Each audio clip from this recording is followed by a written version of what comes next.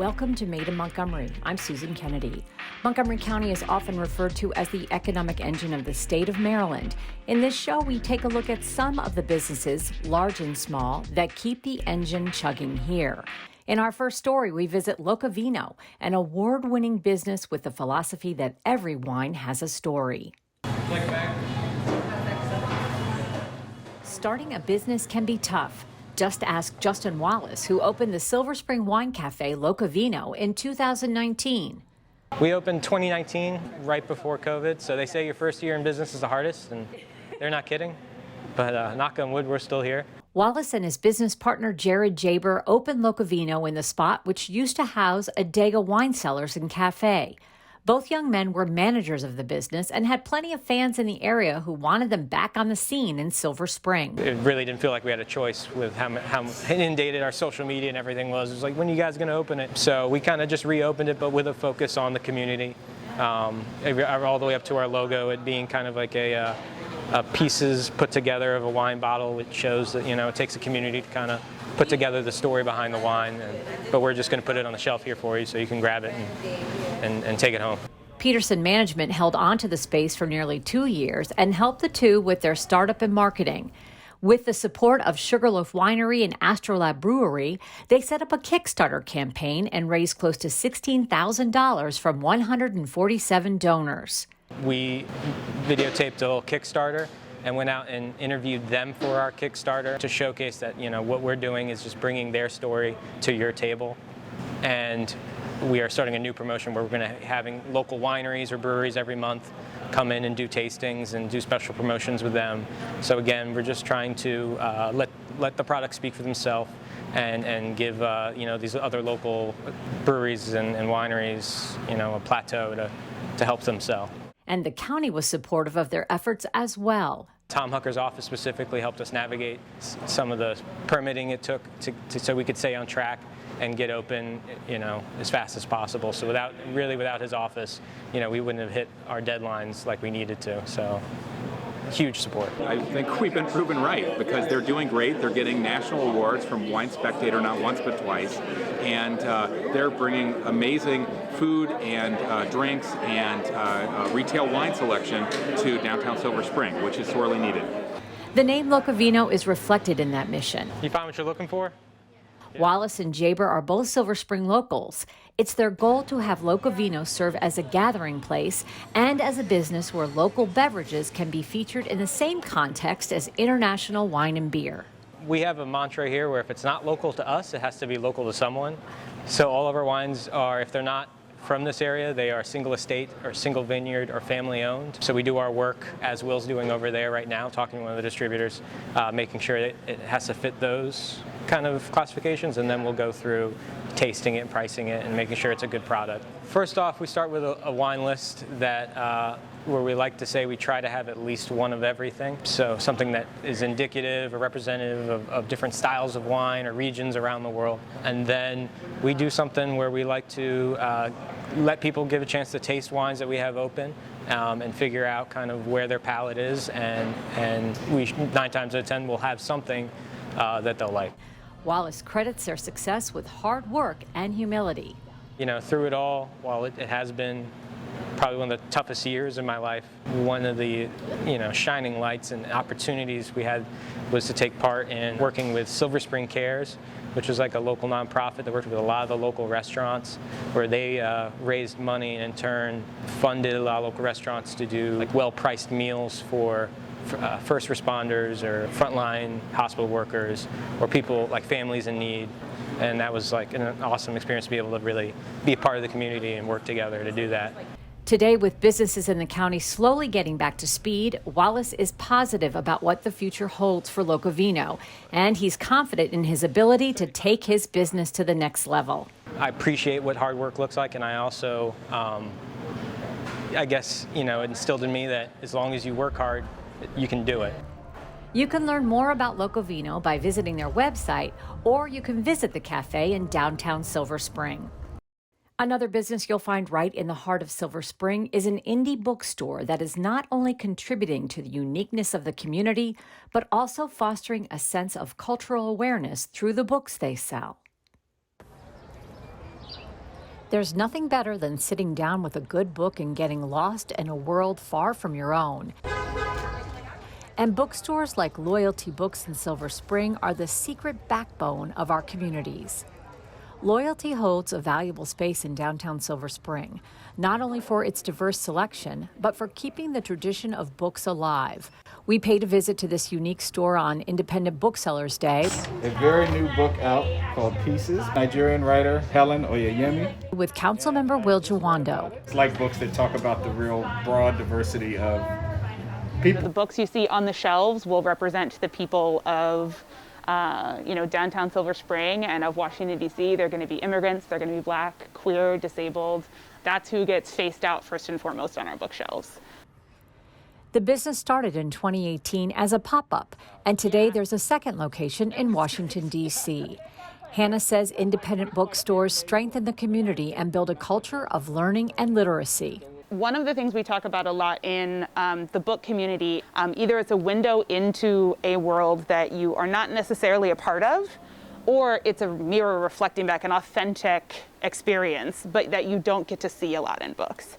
And so independent bookstores' job is curation. We handpick literally every book that you see in the store, regardless of the size. You might have a team of people doing it at a larger independent bookstore.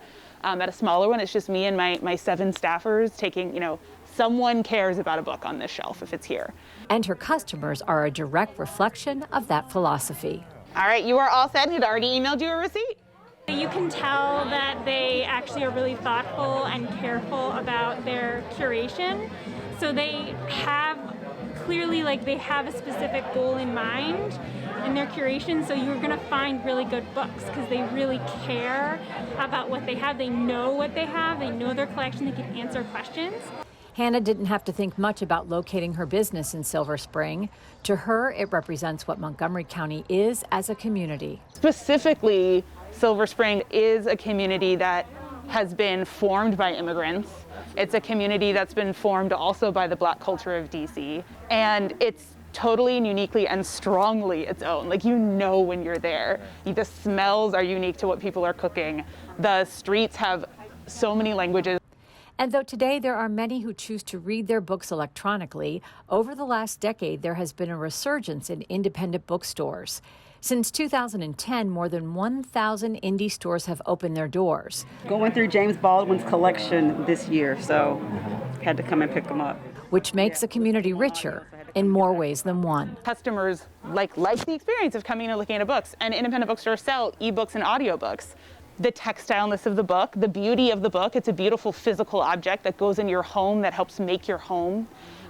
We love it. Customers are hungry for that. Communities like their downtowns and their main streets to look unique and to reflect them. And so there's tons of desire for independent bookstores. And the best part of her job, doing what she loves most, reading.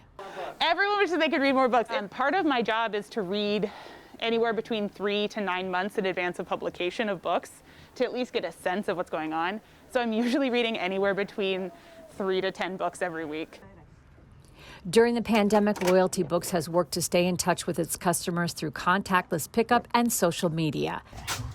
Thank you very much. Today, there is limited browsing and happy faces back in familiar territory. The love you give back to us, it's been everything, but I just love what you're doing.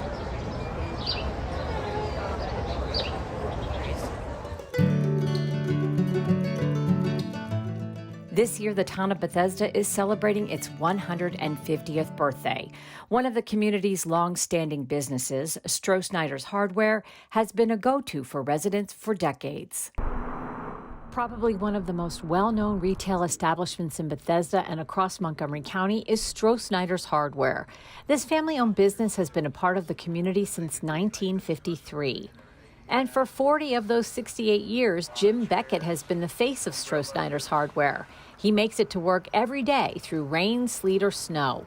I think the number one thing, and even when I started here in March of '81, is customer service, is that take care of the customer. That's the most important thing in the store, and it's make the customer feel at home and make them happy, get them what they need and just be honest with them. Mothballs. You'll get those on 25. 25. But I'll show you. Okay, you guys are wonderful.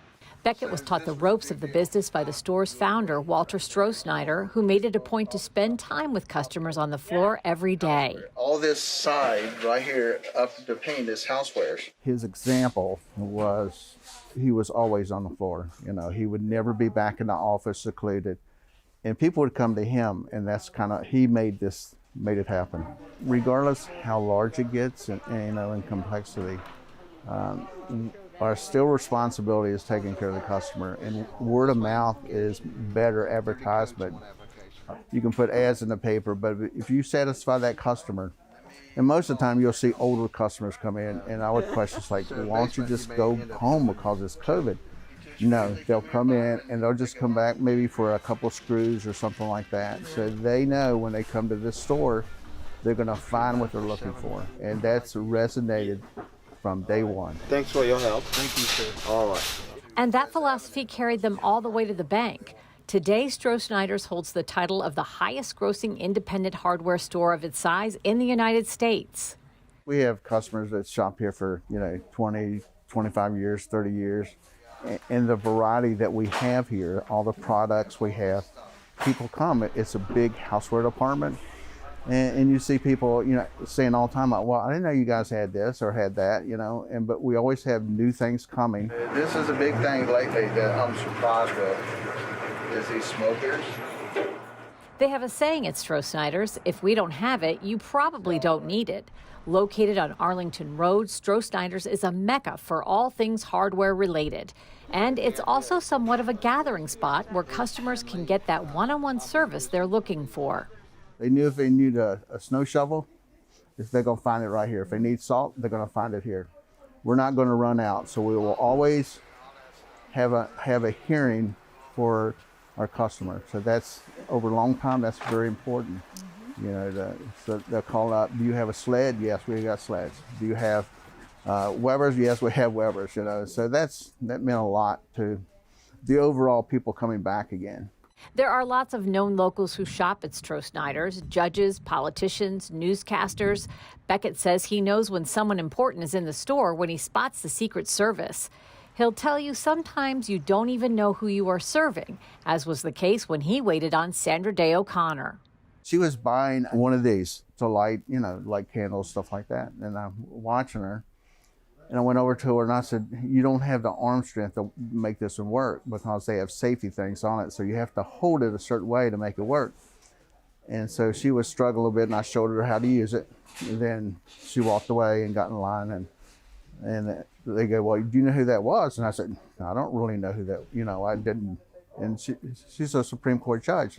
They want to come in here just like a normal person, get what they need and leave. And so you kind of give them their space. So you learn that over time, that we're all the same, And to be a part of a Bethesda institution like Strosnyders, well, Jim Beckett says it's an honor.